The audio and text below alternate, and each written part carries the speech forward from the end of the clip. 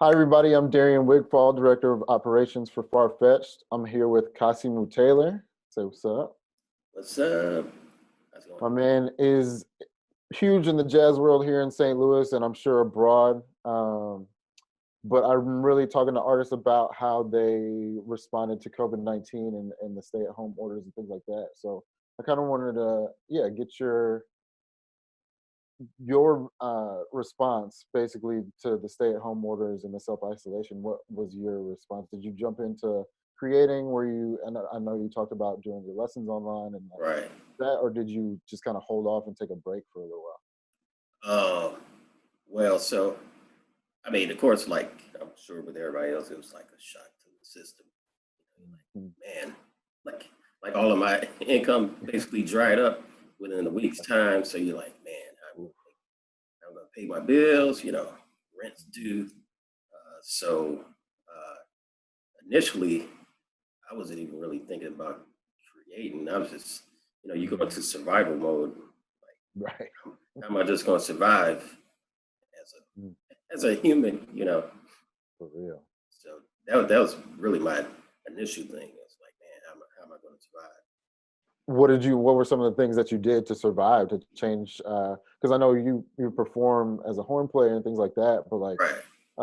what were you able to do in the meantime to help, kind of supplement what you were doing before? So I teach trumpet lessons. So Okay. I was still able to do that uh, using Skype.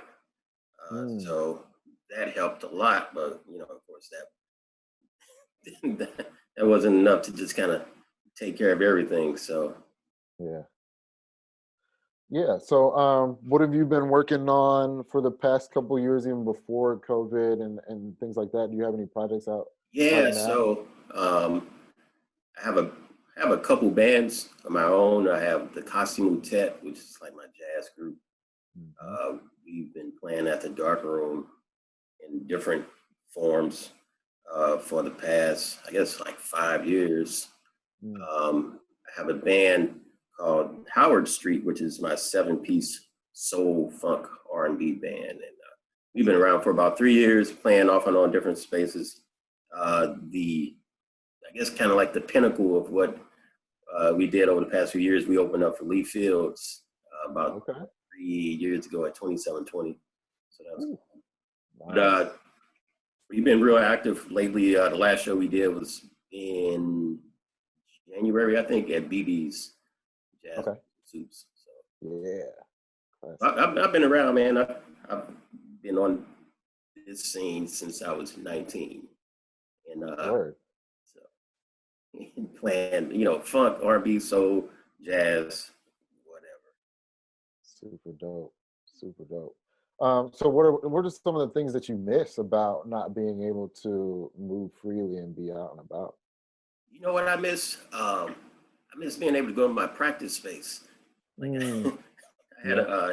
I used Utopia Studios as a Okay. practice space, and that's really like the main thing I miss is just being able to go there and just like really dig in real hard. Like I live in a duplex. I have a neighbor downstairs, so Ah, yeah. trumpet is a loud instrument. So, Yes. Actually, that was my second instrument. When I was a child in Parkway, they used to make you take Suzuki strings. So I played violin first, but mm. when I actually got to choose an instrument, I played trumpet up through freshman year, and then I got into sports because girls and all that kind of stuff. I appreciate anybody that can do that. It's not very easy. Man, Uh, People like you make it look easy, but yeah, it's not easy to learn, and especially the practice. You gotta be an appreciator of music for sure. yeah, I didn't even want to play trumpet, dude. Like Really? I was I got in band because all my friends were in band. Okay. I was initially involved in art and media in the Hmm. media class. I went to Humboldt Visual and Performing Arts Middle School, so Okay. I was taking a media class, which was supposed to be dealing with cameras and stuff. But the Mm-hmm. school was brand new, so we didn't have any cameras. So the class got kind of boring to me. All my homeboys were in bands, so I was like, man, I'm getting band. And I wanted to play drums. They didn't need any Okay. drummers, so my band teacher put me on trumpet. never stopped. You know. Wow, man, it's so wild how sometimes those chance happenings can lead to like a Hmm. whole lifetime of Right, right. exploration and things. That's great. That's really great. So what are some of the things that you're doing right now to keep your spirit alive? So I've always involved in music production. Hmm. So I do that. I've Okay. actually produced some tracks for some local artists over the years. So Okay. I do that. Write music for my horn and write music for the band. Uh, Watch a lot of Netflix.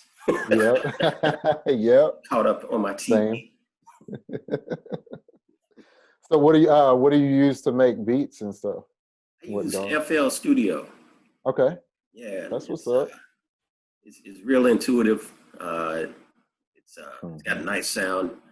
Actually, I grew up using my first pro production piece was an MPC 2000. Okay. I still Classic. love that, but I love the hands-on aspect of that. But like doing Hmm. stuff on your computer is just so Yeah. It makes so it easy, so and easy. like everything's there. You don't need a room full of equipment. That's real. That's real. I know with us, we've been sponsored by Ableton, and so what we do a lot of times is hook people up with the push or the software if they don't already have it, and having that push just like eliminates all the controllers and all the things that you got to do. So that's interesting that you say that too as a instrumentalist and a beat maker that you like the simplicity of being able to work from the computer. And it's stuff I can do on my computer that like years ago trying to do it with my MPC. Mm, I mean, it's just so much easier. And there's so much stuff at your fingertips. Just doing it on your laptop, for man. real, Just as far as sounds and stuff. for real. So So you make it. so, Go ahead. so the Ableton Push, is that the big thing with all the buttons on it? I don't have one in here, but yeah, it's basically like a 64 button Right, uh right. controller, and then it has the slider pad, which is just for your finger and things like that. It's sort of like a trackpad on your laptop. I think Um, Timbaland is using. yep, yep, yep. So yeah. Also, if you want that discount, let me know. We Uh, can have direct contact, and yeah. any artists out there watching, let Right. me know. But yeah, so you have you competed? So you make beats. I was wondering if you have competed in Fresh Produce or done any beat battles around town or anything No, like that. I haven't. Okay. I had thought about it, but I was playing. I was doing it third Wednesday at the dark room. Mm, Every time it came around, it was mm-hmm. on a Wednesday night that I was Yeah. at the dark room. So I wasn't able Gotcha. to even just go down there and check it out. But man, I think that's a great thing for the city. Um, For real. when I was younger, it was not like that for producers. Seriously. Yeah, what they're doing, and I got a chance to interview them as well. What they're doing for the beat culture, man, is just Hmm. so great. Like, I don't know that this happens in every other, even other big cities, that like Right. this. So And St. Louis, uh, like St. Louis, people here have a kind of an inferiority complex. yeah, It goes back you're right. almost to the beginning of the city founding, and Mm, and St. Louis, as far as like music history or just his history in general, but from the music mhm. aspect, is probably one of the top, I'd say, 5 cities in the country. I mean, as far Yeah. as influence on the world, Mm, the only other cities with our level of influence, I would say, is New Orleans, mm-hmm. Chicago, Kansas City, New York. Of course. That might be it. Nashville. Yeah. That's real. That's real. Just in the amount of artists that have come from here, Yeah, and like the styles, how much styles have been influenced by artists that are from here. Miles Man, Davis, Clark Terry. right. Tina Turner, Chuck Berry. Montella Bass. Oh Right, man, right. so many. I was saying you can the Yeah, list. for real. The list goes on and on and on.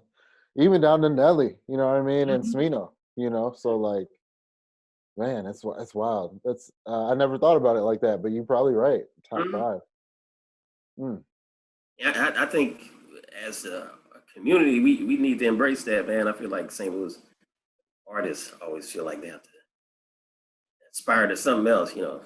right, right, and or leave and go somewhere else and be something else. And thing is, if you're not doing what you're doing the thing here, once you move somewhere else, you're not gonna be doing it either. So That is, man. If the people watching this don't take anything else from this interview, that's it. Like if you ain't doing nothing here, you're not gonna be, especially in a bigger city. It's right, harder, even harder to build a network. So like, build a network here, build relationships with people. There's some incredibly talented people like yourself here that are just like real, approachable and uh, you know, you can reach out and actually contact people and get in touch with them. So. man, I had some great mentors growing up. Mm, You know, and people gave me chances as a young musician. Like I was saying, like I played my first. I got out on the music scene when I was 19, hmm and one of my mentors and friend, Chad Evans, great saxophone player, he kind of one of the first people to put me on. So I was like Okay. 19, playing in these little barbecue joints, and so I was 19 in his band, and then I was in this band called El Caribe Tropicals, salsa band. Okay. So I was right. So I was playing salsa music and jazz and some big band stuff back then. So I had great mentors, so I try and pass that on to some of the younger guys now. It's like, yeah. you can't just be sitting at home waiting on somebody to throw something at you. You just Yep. get out there, meet people, and don't be an asshole. For real. That's the biggest part. Yeah. That's Even if you one of get the biggest big and get better, yeah, just don't be a jerk about it. You know parts. what I mean? Be humble. And it's some of the biggest stars that I've met, I've been some of the most humble people. Yep. And I think that truly is the one of the keys to success is staying humble and staying hungry and like always wanting to be a better version of yourself versus Right. like trying to be something for someone else. Man, man, so key. So what's one of the first places you're gonna go once this is over? That Ooh, you can man. make it. Let's see. Dude, probably Ted Drew's. Okay, yeah. And It's a spot. yeah, that's one of my favorite spots in the city. Shout out to Ted Drews, man. Salute. Cookie Concrete. Yeah, I switch around. I never really stay with one. I might go with the Cardinal one time. I'll do the banana split another time, but Yeah. it's all good. It's all good. Yes, sir. Oh yeah. So, do you think anything good can possibly come out of what's going on right now? Man, I think good can come out of any situation. Mm, Hopefully, from this situation, we realize that there's not one group of people in a society that's more important than another group of people. Like you man. look at what's happening now, if it wasn't for like the so-called non-essential people Hmm. in a normal situation, like people that pick up your trash, people that work at grocery stores, Yeah. those people, you know, that'd be the fall of our society. I mean, you can see now people are flipping out because they can't go to the gym or somewhere else. Mm-hmm. But hopefully, it'll make people realize that those people, just because they're not deemed essential, they should definitely get paid a wage that they're able to live on, comfortably. Mm, for real. And these grocery Yeah. stores are making money hand over fist. Like these people in these stores, they, in my opinion, should get a giant bonus, you know, For like a real. giant monthly bonus, and should be making about $25 an hour. Man. Yeah, way more than they're making now. Teachers, Yeah. especially, Hmm. man. There's this, yeah, Yeah. there's this. Go ahead. I just hope, man, like that can be the outcome of this. Like, people realize that everybody's essential. Uh, you know, Hmm. your status. It should not be based on your income. Yep. Health, it should not be tied to your income or zip code, you know. So That's so real. So before we wrap up, can you tell folks where to find your music? And if you're, I don't know, probably the dark room shut down for now, but yeah. if you have anything upcoming that you want to, plug, please do that. All right. So my website is kasimutaylor.com. So you can go in there, Okay. check out just dates whenever, whenever wraps Keep up. an eye out. Stay tuned, y'all. Right. I do have some music. I have this project called 8 Days. I actually started it about a year or so ago. Okay. I wrote a track a day for like 8 days, and so the idea was to put out each of those. I put out like two. There's one called 8 Days. It's on all the streaming platforms. Okay. And there's one called Sunday, and that's on all the streaming platforms too. So if you would help a brother out and go and purchase, Go buy the music. right? Go buy the music, y'all. on Google or wherever. Apple Music is on Apple Music. So Word. That's what's up. Well, thanks for joining us, man. I appreciate your time and appreciate you taking a few questions from me. And much love and much appreciation for all that you're doing in the jazz world, man, for real. Man, thank you. And I just want to So, wish health and safety on everybody. yes, everybody out there that's watching, stay healthy, stay safe, wash your hands a lot. Right. And take care of each other, for real. That's the biggest part. Yeah. All right, y'all. Peace. Peace.